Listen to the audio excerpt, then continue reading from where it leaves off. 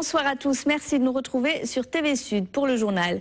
Voici les titres de ce mercredi 21 mars. L'auteur présumé des tueries de Montauban et Toulouse est toujours cerné par le RAID. L'opération de police a débuté à 3 h ce matin dans un quartier au nord-est de la ville rose. Les réactions de la communauté juive de Montpellier dans ce journal.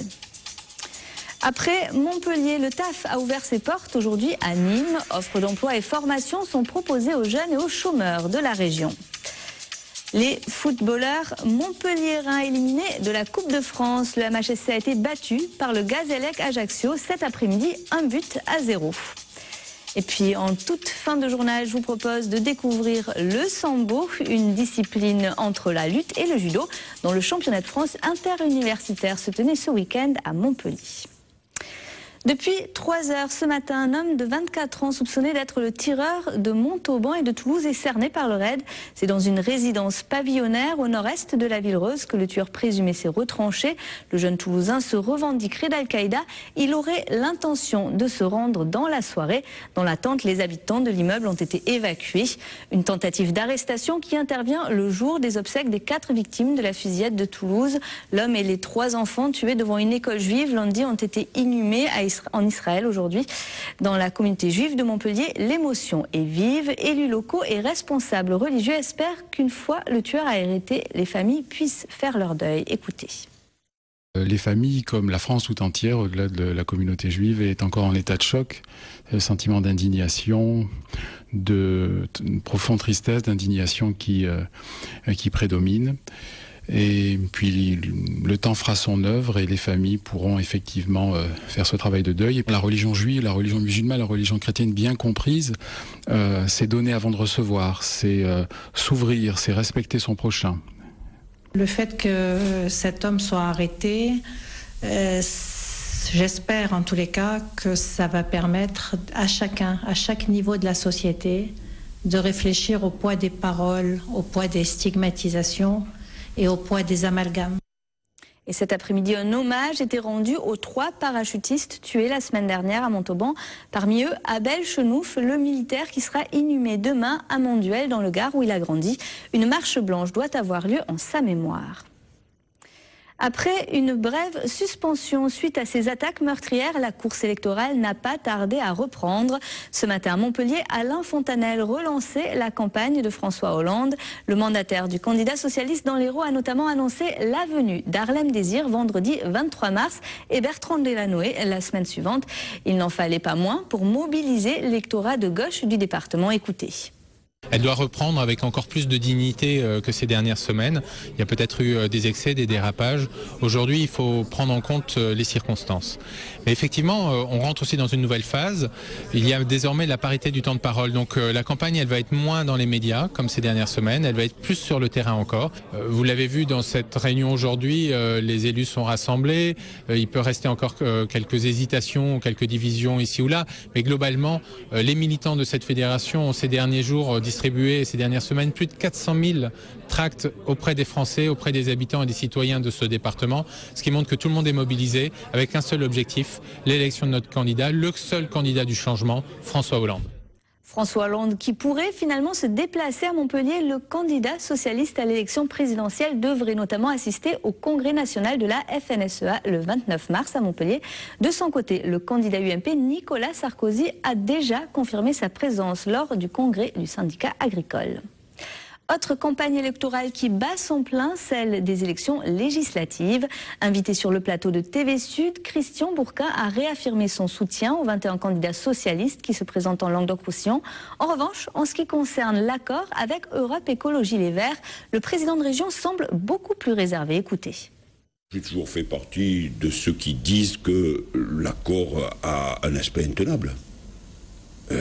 Quand on voit les résultats d'Eva Joly et ce qu'apporte à la gauche, ces résultats, et en face 60 circonscriptions où on leur permet, donc le terrain est dégagé pour eux, les socialistes se retirent, en France, c'est énorme.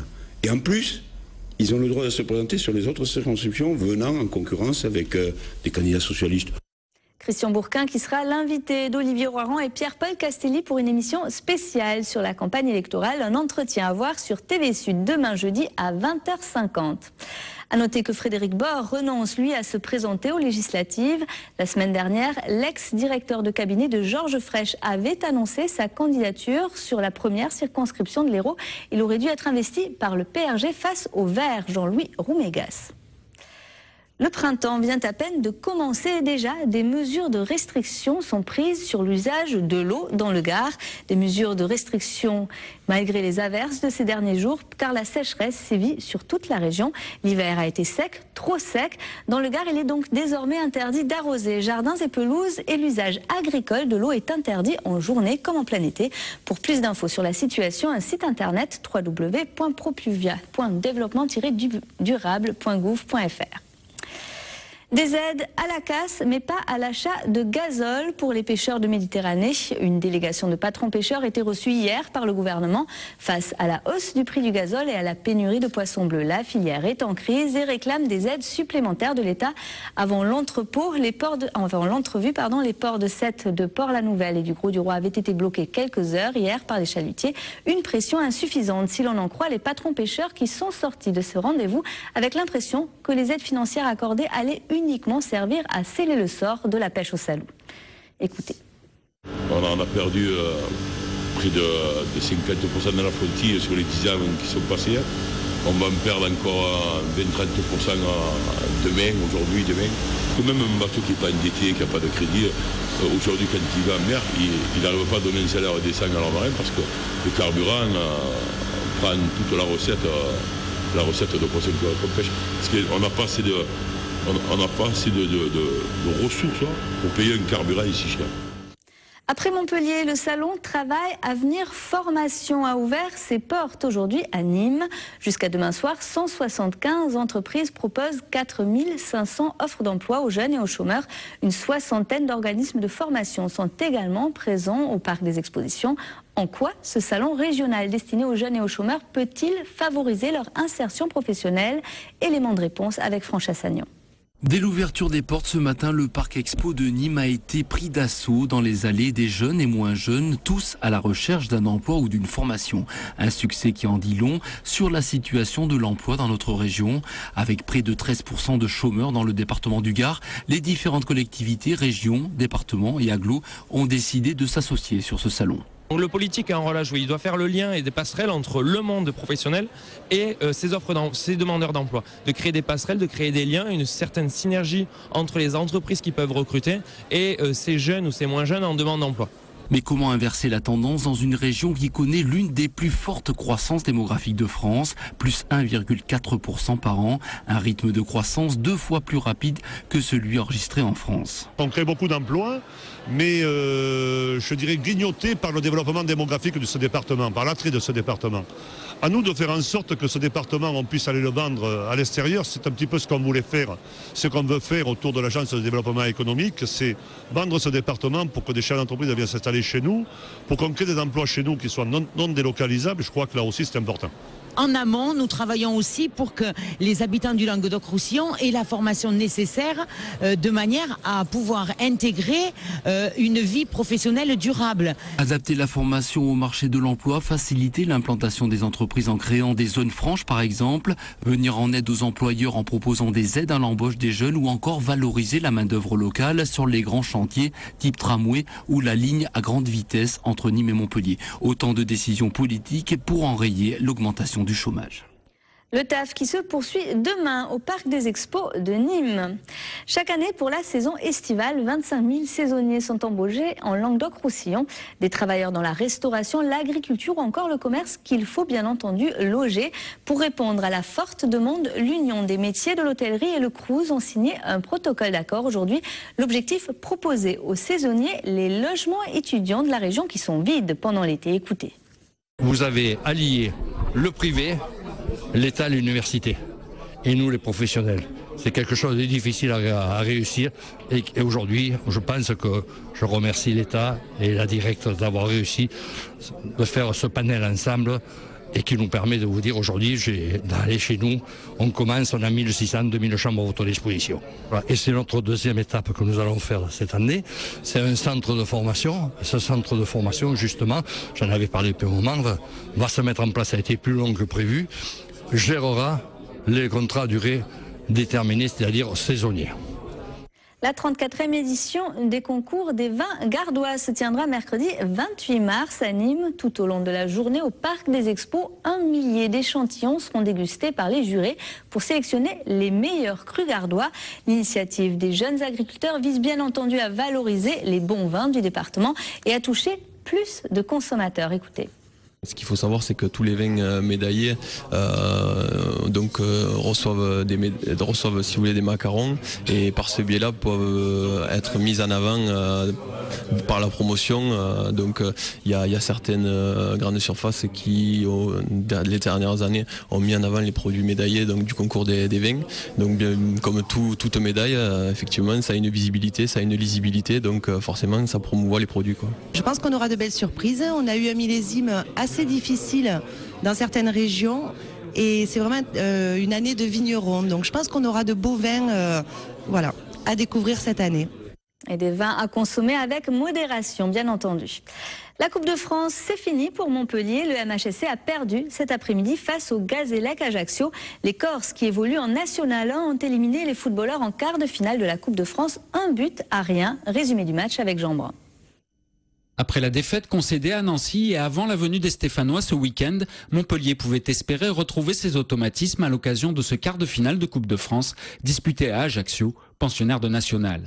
Oui, mais voilà, ce que René Girard veut n'arrive pas toujours. Et la première mi-temps réunissait tous les ingrédients propres à stresser l'entraîneur du second de Ligue 1. Cabella tentait d'emballer le jeu, mais le pied de Rachidi traînait par là. À la 41e, c'est même Ajaccio sur ce centre de Poggi qui trouvait Verdier puis Coloredo, mais l'arbitre sifflait un contrôle de la main. La seconde mi-temps reprenait sur le même tempo, même si les Corses baissaient de rythme face à des Héroltais toujours trop attentistes. On attendait l'entrée de Belanda, absent des terrains depuis de longues semaines, mais c'est Ajaccio qui ouvrait le score à la 75e minute sur cette volée de Bocconiano, l'ancien Nîmois. Mené 1-0 à un quart d'heure de la fin, Montpellier se voyait contraint de se découvrir.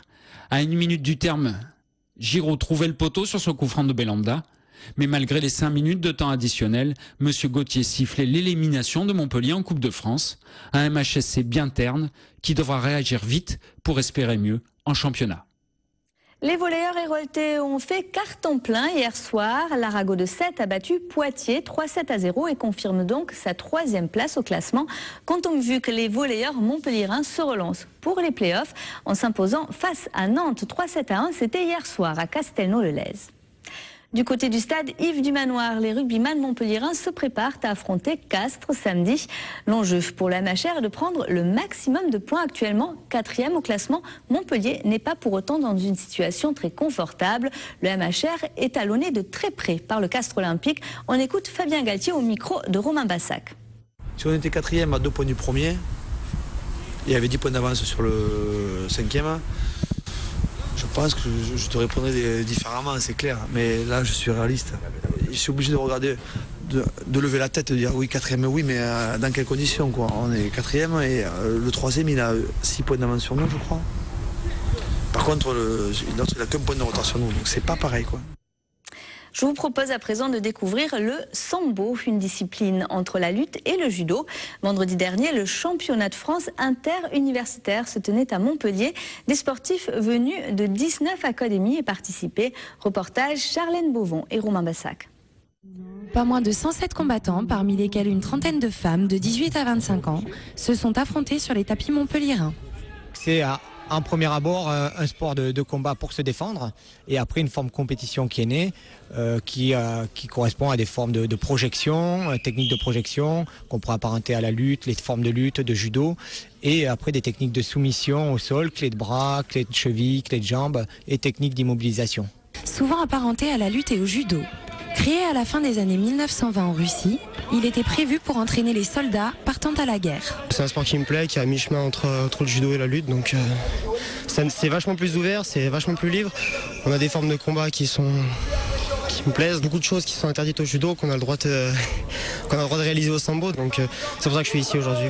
Une journée sportive qui a enchanté les débutants comme les initiés. Une façon de séduire un nouveau public qui pourrait se rajouter aux 130 personnes déjà licenciées à Montpellier. Cette compétition était aussi une sélection pour la Coupe du Monde universitaire qui se déroulera en fin d'année en Russie. C'est la fin de cette édition. Merci de l'avoir suivi. Retour de l'actu demain dès 12h30 pour votre journal de la mi-journée. D'ici là, passez une excellente soirée sur TV Sud. À demain.